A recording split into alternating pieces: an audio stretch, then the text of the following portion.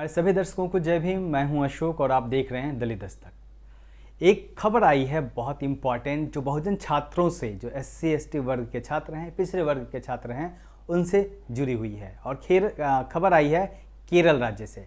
दरअसल चुनाव का दौर है, यह वक्त जो चल रहा है ये चुनाव का दौर है और देश के 5 राज्यों में चुनाव होने हैं, जिसमें से बंगाल, असम, तमिलनाडु, केरल और पांडिचेरी में, जिसे अब पुदुचेरी कहा जाता है, इन 5 जगहों पे चुनाव है। अलग अलग दावे किए जा रहे हैं, तमाम दलों द्वारा अलग अलग घोषणा पत्र जारी किए जा रहे हैं जनता को लुभाने के लिए। इसी बीच में केरल से खबर आई है कि वहाँ अगर UDF यानी यूनाइटेड डेमोक्रेटिक फ्रंट, जो कि कांग्रेस लीड कर रही है, अगर वो सत्ता में आती है तो केरल में रोहित वेमुला एक्ट बनाया जाएगा। कहा जा रहा है कि इस एक्ट के आने के बाद से जो विश्वविद्यालय परिसर में जो SC ST छात्रों के साथ जातीय भेदभाव होता है, उस पर लगाम लगाने की कोशिश की जाएगी। आप सब कोई जानते हैं कि किस तरीके से जो भी रिजर्व कैटेगरी के जो स्टूडेंट हैं, ख़ास तौर पे SC ST वर्ग के जो स्टूडेंट हैं, वो जब उच्च शिक्षा के लिए बड़े बड़े यूनिवर्सिटीज़ में जाते हैं तो किस तरीके से उन्हें जातीय भेदभाव का सामना करना पड़ता है।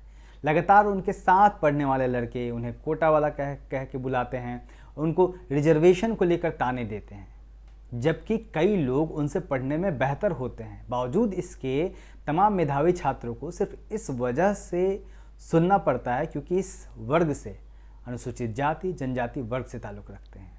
आपको याद होगा रोहित वेमुला का मामला, पायल तड़वी का मामला। रोहित वेमुला ने खुदकुशी कर ली थी इसी जातीय भेदभाव के कारण। एक चिट्ठी लिखी थी उन्होंने, जो सुसाइड लेटर था, जो काफ़ी चर्चित रहा था। पायल तड़वी ने भी खुदकुशी कर ली थी, जो कि आदिवासी छात्रा थी और MBBS में अपने पूरे ख़ानदान में पहली ऐसी लड़की थी जो कि MBBS करने के लिए आई थी। कितने सपने टूटे होंगे रोहित वेमुला के घर वालों के, कितने सपने टूटे होंगे पायल तड़वी के जो ख़ानदान वाले हैं उनके। इसी बीच में कहा जा रहा है कि अगर UDF सत्ता में आई केरल में तो वो रोहित वेमुला एक्ट बनाएगी। दरअसल में केरल में 2 धड़ों के बीच में लड़ाई है। एक धड़ा है UDF, जिसको कांग्रेस लीड कर रही है, यूनाइटेड डेमोक्रेटिक फ्रंट। दूसरा धड़ा है LDF, जिसको लेफ्ट पार्टी जो है, लेफ्ट डेमोक्रेटिक फ्रंट कहा जाता है इसको, और फिलहाल सत्ता में भी वही है।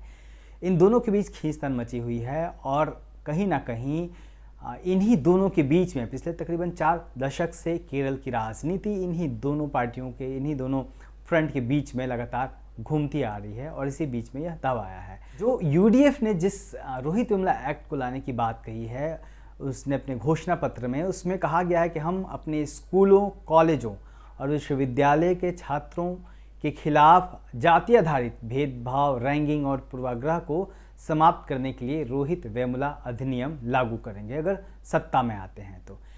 जहां तक केरल की राजनीति की बात है, यहाँ CPM का गढ़ है। पिछले विधानसभा में LDF के पास 140 सीटों में से 92 सीट जीती थी LDF ने, और जो UDF है उसको सीटें मिली थी 43। 140 में से 92 सीटों पर LDF को जीत मिली थी और UDF के खाते में जो है 43 सीटें आई थी। सबसे बड़ी पार्टी CPM बनी थी, उसे 58 सीटें मिली थी और कांग्रेस को 22 सीटें मिली थी।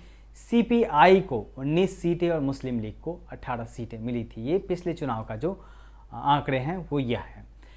केरल की जो आबादी है वो 2.67 उसको माना जा सकता है। सीधे अगर आंकड़ों की बात करें तो इसमें ईसाइयों की जो आबादी है वो 18.38% है और मुस्लिम की आबादी वहाँ 26.56% है। इस बीच में रोहित वेमुला एक्ट की बात UDF ने की है। रोहित वेमुला वो शख्स थे जिन्होंने 2016 में हैदराबाद विश्वविद्यालय के छात्र थे और काफ़ी मेधावी छात्र थे। जिस तरीके से जब उन्होंने सुसाइड किया और जो चिट्ठी लिखी और उसका जो विश्लेषण किया गया, उससे साफ समझ में आया कि एक बहुत ऊंचे ख्वाब देखने वाला लड़का था रोहित वेमुला और जातीय उत्पीड़न की वजह से उसने सुसाइड कर लिया था। और तभी से यह मांग उठ रही थी कि विश्वविद्यालयों में कानून बने, एक्ट बने, जिससे जो जातीय उत्पीड़न है उसको रोका जा सके। देश भर के तमाम विश्वविद्यालयों में छात्रों और जो शिक्षाविद हैं, जो प्रोफेसर्स हैं, इंटेलेक्चुअल्स हैं, जो चाहते हैं समानता का माहौल विश्वविद्यालय के भीतर, उन्होंने एक आंदोलन छेड़ा था जिसमें केंद्र सरकार से मांग की गई थी कि इस अधिनियम को लागू किया जाए। ऐसे में जब UDF ने दावा किया है कि वो सत्ता में आए तो वो रोहित वेमुला एक्ट लागू करेगी। ये एक बड़ी पहल है यूडीएफ की तरफ से। आने वाले वक्त में केरल की राजनीति क्या होगी ये हम नहीं कह सकते, लेकिन उम्मीद की जानी चाहिए कि जो भी पार्टी सत्ता में आएगी उस पर दबाव बनेगा कि वह इस एक्ट को ज़रूर लागू करे। आप देखते रहिए दलित दस्तक, हमारे चैनल को भी ज़रूर सब्सक्राइब करिए। जय भीम।